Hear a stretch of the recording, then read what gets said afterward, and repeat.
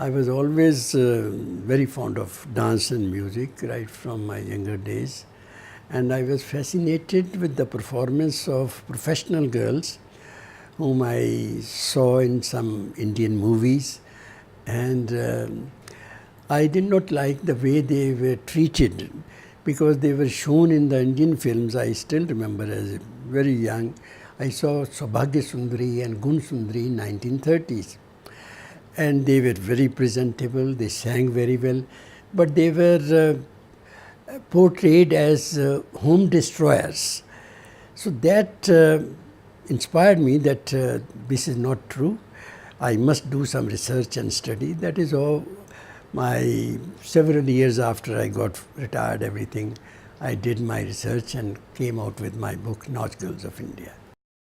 Raj Kamar, I visited her kotha. She was very beautiful, one of the prettiest singing girls I found in those days. And her voice also very nice, very pleasant. And she was very well trained. And of course, she sang so many. I still remember Jazba Dil Gar Main Chaahun Har Cheez Muqabil Aa Jaye.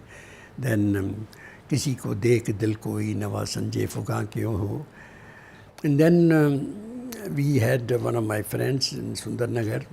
He organized on my suggestion a mehfil, and of course Naina Devi was also there, that we must invite her to a private mehfil, and she was happy to come with her musicians, and we had a very interesting, very fascinating session for more than 2-3 hours with her, where she sang, and along with that Naina Devi also sat with her and she also gave a performance. That is most memorable event on my life. Chopra had arranged.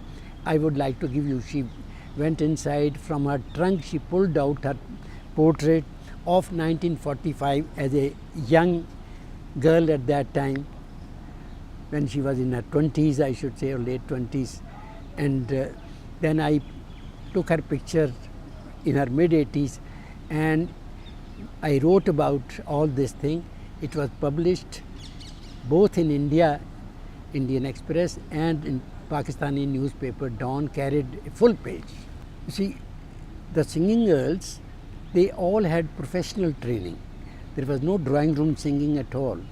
They all learnt rag-based songs, plus they were all elegantly dressed in sarees, and they put on jewelry, no doubt, but their body was covered, elegantly covered, decently covered, and during the course of singing, there was no display of body or any jerking of the body to attract attention. No.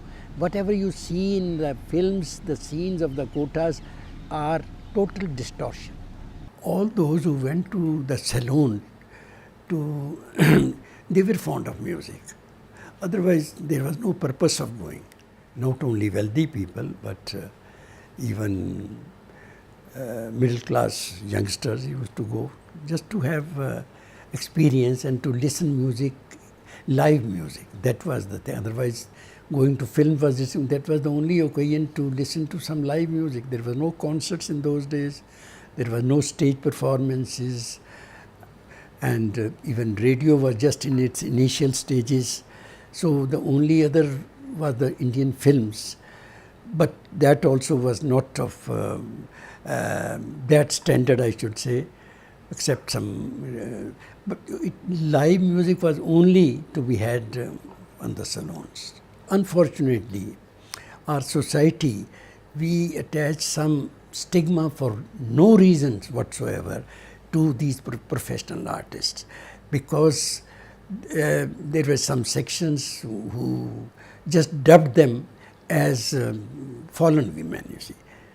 Because of that stigma, they all try to hide their antecedents, which is very unfortunate, because they were artists, professional artists, and nothing to do with the other profession. They were all great artists, you see, from the salon. The first stage was the theatre and gramophone singer. And from gramophone singers, they became radio singers. And from radio singers, next stage is playback singers. Now, when they become playback singers, they acquire a better social status. Till they are Bais and are only up to radio singers, because in those days, most of the radio singers were drawn from the professional singers class. And because of this stigma, in the early 30s, 20s, 30s, no respectable family would impart musical training to their girls because of the stigma. The art itself got a stigma that dance and music is meant only for the kotha, not for respectable. It is only after Gurudev Tagore's revival and so many new, and again so much admiration from the outsiders that there is a revival of dance and music.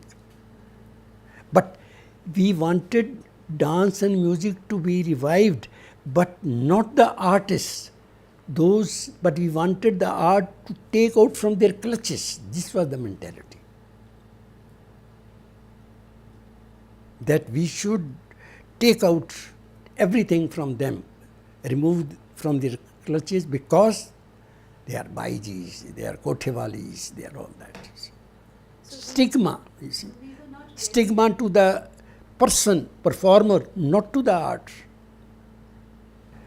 I would like to tell you that in Lahore I was giving some lectures, and the organizers told the audience, please do not use any bad word for the professional artists because you will be offending Pran Neville.